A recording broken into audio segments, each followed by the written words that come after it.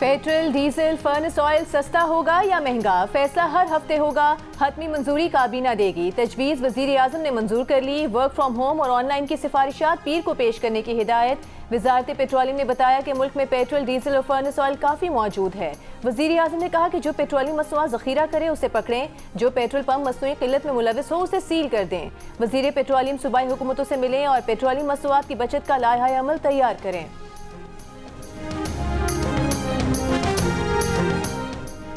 खलीजी ममालिक चंद हफ्तों में तवानाई की पैदावार रोक सकते हैं, कतर ने खबरदार कर दिया। कतर के वज़ीर तवानाई ने कहा, मशरिक़ वस्ता में जंग आलमी मईशत को शदीद नुकसान पहुंचा सकती है। कशीदगी बढ़ी तो चंद हफ्तों में तेल की कीमत $150 फी बैरल तक जा सकती है। जंग खलीजी ममालिक से तवानाई की बरामदात रोक देगी।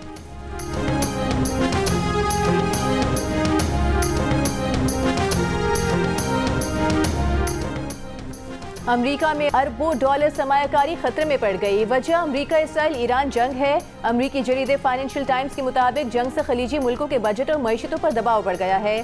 सऊदी अरब, मुत्तहदा अरब अमीरात, कुवैत और कतर में से कोई 3 मुल्क अमरीका में अरबों डॉलर सरमायाकारी के वादे तोड़ सकते हैं।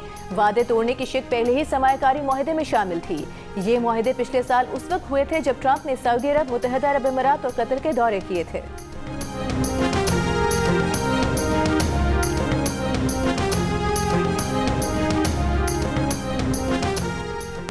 अमाराती बिजनेस ग्रुप के सरबराह खलफ अल हफ्तोर का अमरीकी सदर डोनाल्ड ट्रंप को ईरान पर हमले के खिलाफ खुला खत। कहा, खलीज और मशरिक़ वस्ता को ईरान के साथ फौजी तनाज़े में घसीटने का इख्तियार किसने दिया? ये वाज़ेह किया जाए कि खित्ते के ममालिक के नुकसानात का जिम्मेदार कौन होगा। जंग के फैसलों पर मुकम्मल शफ़ाफ़ियत और जवाबदेही होनी चाहिए।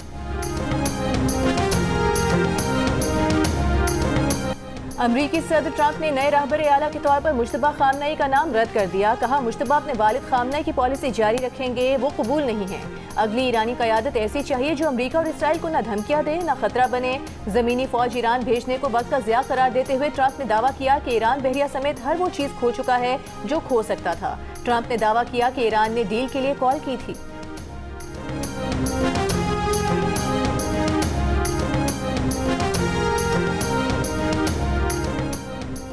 ईरानी सदर मसूद पज़ेश्कियान का कहना है कि कुछ ममालिक ने सालिसी की कोशिशें शुरू कर दी हैं, लेकिन सालिसी की कोशिशें अमरीका और इसराइल पर मरकूज होनी चाहिए, जिन्होंने इस तनाज़े को भड़काया है। ईरान खित्ते में पायदार अमन का ख़्वाह है। ईरानी वज़ीर ख़ारिजा अब्बास अराग़ची ने अमरीका को कॉल करने की खबरों की तरदीद कर दी। कहा, न सीज़ फायर न मुज़ाकरात, अमरीका को कोई कॉल नहीं की। ईरानी सरजमीन पर अमरीकी फ़ौजी बूर्स के सवाल का मुस्तहकम लहजे में जवाब दिया। ईरान तैयार है, ऐसा करना अमरीका के लिए बड़ी तबाही का बाइस होगा।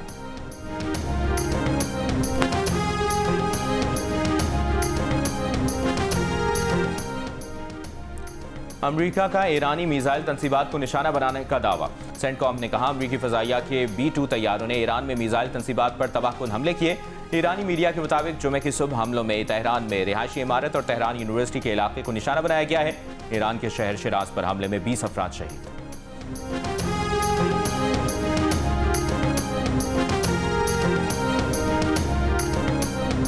तेल अवीव में क्लस्टर बमों से लैस खैबर शिकन मिसाइलों का हमला, कई मकामात पर आग लग गई। रूसी मीडिया के मुताबिक ईरान ने इसराइल पर एक साथ दर्जनों ड्रोन्स और मिसाइल फायर किए। खलीजी ओमान में अमरीकी तैयारा बरदार जहाज अब्राहम लिंकन पर भी ईरान का ड्रोन से हमला। रूसी मीडिया ने बताया कि इस हमले के बाद अमरीकी तैयारा बरदार जहाज खलीज से दूर चला गया।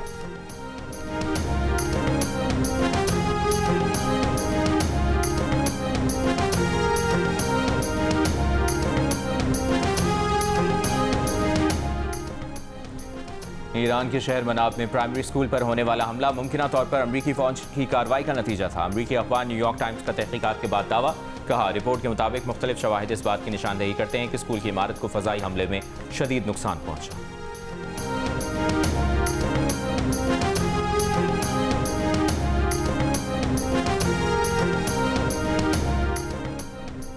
यूनिसेफ का ईरान पर इसराइली और अमरीकी हमलों में बच्चों की शहादतों पर तशवीश का इजहार। अक़वाम मुत्तहिदा के इदारा बराए इत्फ़ाल ने कहा कि ईरान में जारी फौजी कार्रवाइयों के नतीजे में तकरीबन 180 बच्चों की हलाकत की इत्तलात हैं। मिनाब में गर्ल्स प्राइमरी स्कूल पर हमले में 7 से 12 साल की उम्र की 168 तालिबात जाँ बहक हुई। ईरान में कम अज़ कम 20 स्कूल और 10 अस्पताल हमलों में मुतासर हुए। तमाम फरीक़ैन बैन अल-अक़वामी कानून के तहत शहरियों और खुसूसन बच्चों के तहफ़्फ़ुज़ को यकीनी बनाएं।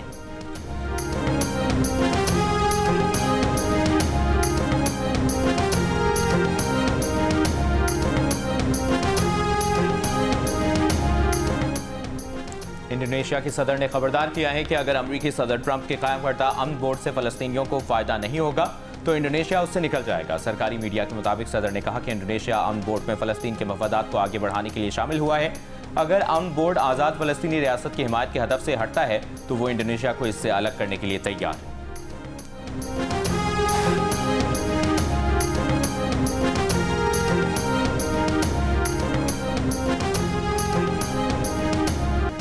मशरिक़ वुस्ता की सूरत हाल पर भारतीय मीडिया फिर झूठ पर उतर आया। जाली और पुरानी वीडियोस चलाना शुरू कर दी। बुर्ज खलीफा पर हमले की जाली खबर चला दी। बहरीन की वीडियो को दुबई की वीडियो बनाकर नशर कर दिया। दुबई के फ्लैट में मौजूद खातून पर हमले का झूठ फैलाया। खलीजी मीडिया ने भारतीय प्रोपेगेंडे का पोल खोल दिया। कहा बाज बदनाम ज़माना भारतीय टीवी चैनल्स इसराइल का बयानिया आगे बढ़ा रहे हैं। इस्लामोफोबिया भारत से निकलकर खलीजी ममालिक तक पहुंच रहा है। अरब मीडिया हाउसेस ने अपनी हुकूमतों से मुतालबा किया है कि रिपब्लिक टीवी, जी न्यूज़, इंडिया टीवी, आज तक, ABP और टाइम्स नाउ जैसे भारतीय चैनल्स के खिलाफ कार्रवाई की जाए।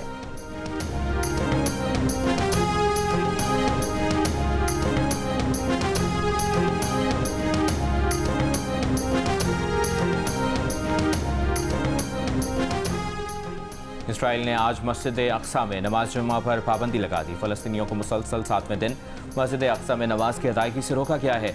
इसराइली हुकाम ने मस्जिद अक्सा के अहाते में दाखिले पर यह कहकर पाबंदी लगा दी कि इसका मकसद ईरानी हमलों से बचना है।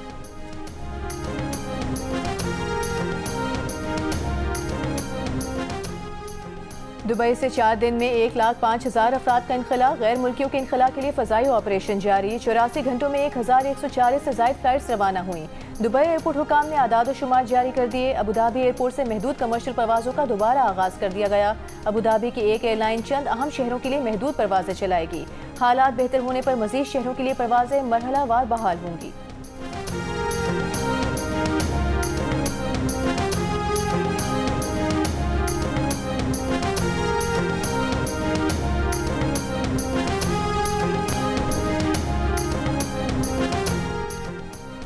IMF का सूबों के PSDP अखराजात पर अदम इत्मीनान का इजहार। ज़राए के मुताबिक गुज़श्ता रोज़ मीटिंग में सूबों ने IMF मिशन को PSDP अखराजात की तफसीलात पेश की। मिशन ने कहा पहले 6 माह के दौरान PSDP अखराजात ज़्यादा अच्छे नहीं रहे। अगले 6 माह में PSDP अखराजात बढ़े तो अकाउंट सरप्लस कैसे रहेगा।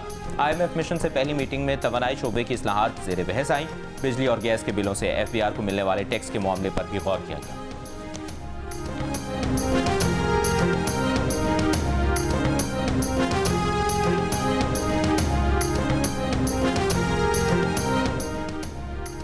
वज़ीर ख़जाना मोहम्मद औरंगज़ेब के ज़ेर सदारत इक़्तिसादी राबता कमेटी का इजलास। NDMA को मानसून ऑपरेशन और बैरून मुल्क इंसानी इमदाद के लिए 3 अरब 63 करोड़ रुपए की ग्रांट की मंजूरी।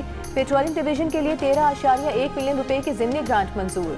बिजली के शोबे में पैदावारी लागत और गर्दिशी कर्ज कम करने के लिए जामी इस्लाहाती पैकेज मंजूर।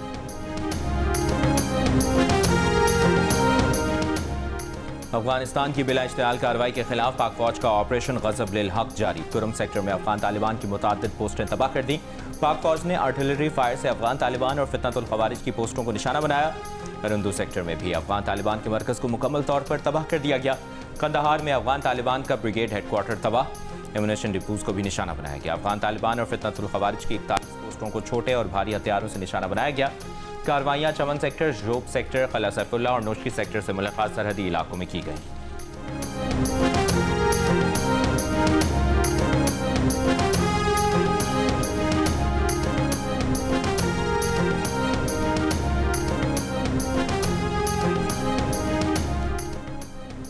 अमेरिका ने भारत को रूस से 1 माह के लिए तेल खरीदने की इजाज़त दे दी। अमेरिकी secretary of treasury Scott Bessent के मुताबिक ये रियायत सिर्फ समुद्र में फंसे रूसी तेल की खरीदारी तक महदूद होगी। रूस को बड़ा माली फायदा नहीं होगा।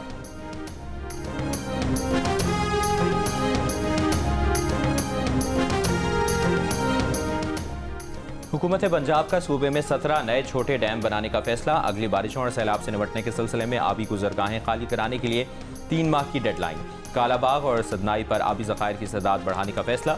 वज़ीर आला पंजाब मरियम नवाज ने कहा कि पंजाब में दरिया के पेट में तामीरात का बाब हमेशा के लिए बंद किया जा रहा है।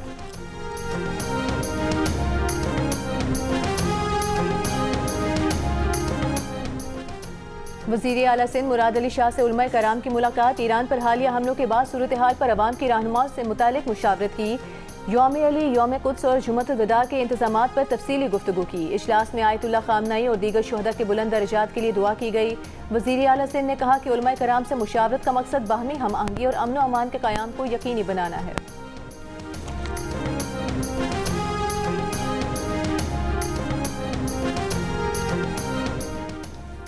कराची में अमरीकी कौंसल खाने पर हंगामा और 11 अफराद की हलाकत की इंक्वायरी जारी।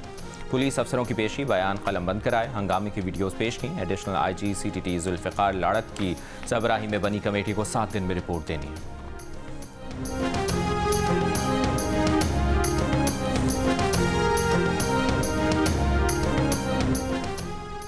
ईरान पर अमरीका और इसराइल के हमलों के खिलाफ मुल्क के मुख्तलिफ शहरों में मुजाहरे और एहतजाजी रैलियां। सुप्रीम लीडर आयतुल्लाह खामनई और दीगर शहदा की गायबाना नमाज जनाजा भी अदा की गई। और पाकिस्तान को हॉकी वर्ल्ड कप में पहुंचने के लिए सिर्फ एक जीत की जरूरत। वर्ल्ड कप हॉकी क्वालिफायर्स के सेमीफाइनल में पाकिस्तान आज जापान से मुकाबला करेगा। शिकस्त की सूरत में हॉकी टीम के साथ भी अगर मगर का चक्कर शुरू हो जाएगा। कौमी टीम ने आखिरी बार 2018 में वर्ल्ड कप खेला था।